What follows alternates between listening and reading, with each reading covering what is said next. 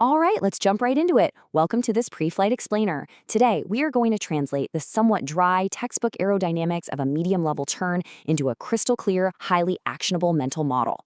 For any student pilot gearing up for flight training, getting this foundational maneuver totally locked down in your mind is literally half the battle.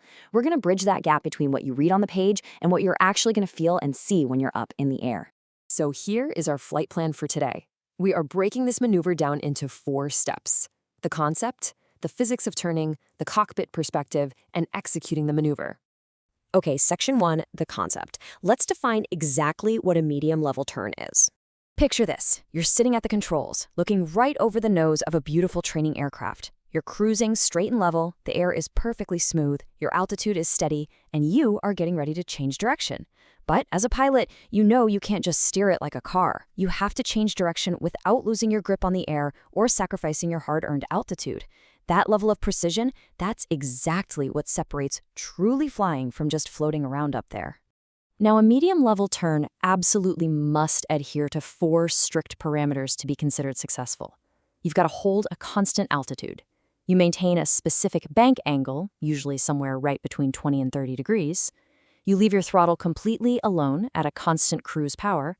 And finally, you have to fly in perfect balance, meaning the ball on your turn coordinator stays dead center. If you break even one of these 4 rules, well, you aren't flying a true medium-level turn. To really wrap our heads around why we do this, think about a slalom water skier. An airplane doesn't have a road to grip with tires, so it literally cannot turn like a car.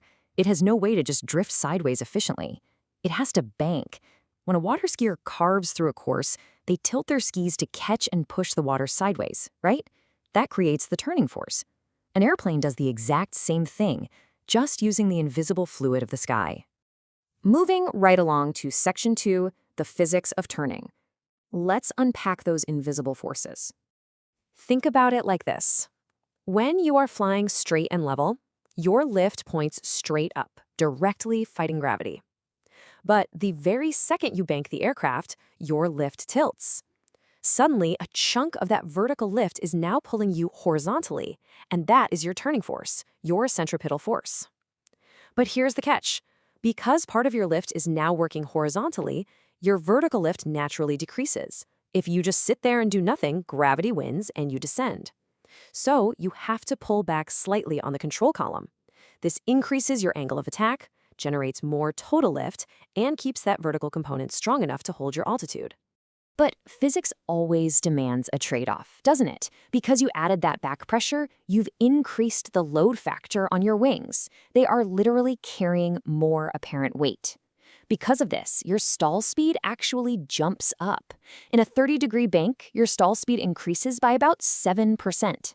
The airplane feels heavier, which means the air needs to flow faster over those wings just to keep them flying. And this perfectly illustrates a massive point. Because you increased your angle of attack to keep your altitude, you created induced drag. That drag acts like a subtle, invisible brake. So your airspeed is naturally going to drop by about 5 to 10 knots, all while your stall speed is simultaneously rising.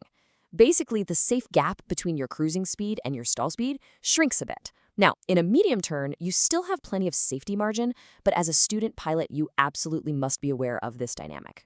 All right, section 3, the cockpit perspective. Let's talk about what your eyes should actually be seeing. When you look outside the window, you're flying visually, using the natural horizon as your guide. But if you're flying a standard side-by-side trainer, there's a funny visual illusion you need to be ready for.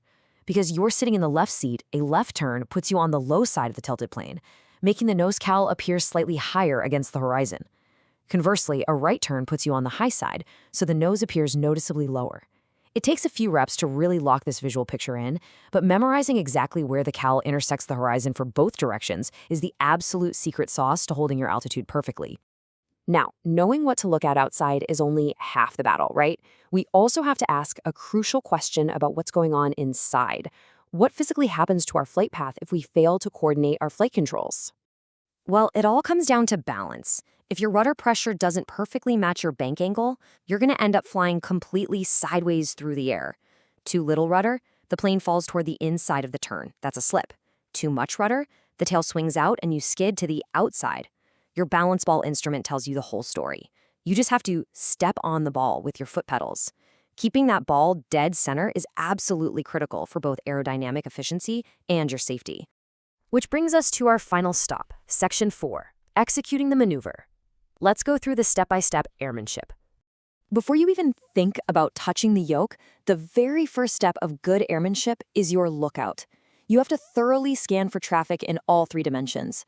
Look in the direction of the turn, clear the airspace above and below, and sweep across the horizon. Once it's clear, you deliberately pick a specific visual reference point directly on the horizon, like a mountain peak, a distinct cloud, or a landmark, for your eventual rollout. Seriously, never start turning without knowing exactly where you plan to stop. Entering the turn is essentially a fluid 1-2-3 dance. First, you bank by smoothly rolling in the ailerons. Second, you balance that exact roll with simultaneous same-side rudder pressure to keep that ball centered. And third, as your lift vector tilts, you apply just enough elevator back pressure to keep your nose locked on its proper visual attitude on the horizon. So it's bank, balance, back pressure. Easy to remember, right? Once you are established in the turn, your main job is to just freeze those inputs. Hold the bank with your ailerons, keep the balance with the rudder, and maintain that back pressure. And listen, here is a golden rule for student pilots. Never, ever use the elevator trim wheel during a medium turn. This maneuver is totally transient. If you trim it now, you are going to severely mess up your pitch when you go back to straight and level flight. Just hold the pressure manually while keeping your eyes moving between the horizon and your instruments. Eventually, that reference point you picked is going to come back into view. But to exit smoothly, you can't wait until the point is directly in front of you.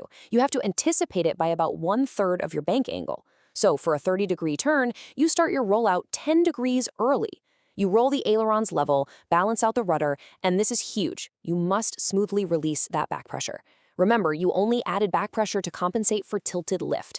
Now that you're level and your lift is pointing straight up again, if you keep pulling back, the aircraft is going to instantly pitch up and climb. By putting all these steps together, you transform a robotic series of mechanical inputs into one single graceful arc through the sky. You know the invisible physics now, how the lift tilts, how the drag builds, and why the airspeed drops. You've got the cockpit steps memorized, and you know the visual tricks of the horizon. The mental model is completely built, so the next time you walk out to the flight line to put this explainer into real-world practice, are you ready to take the controls and truly own the sky?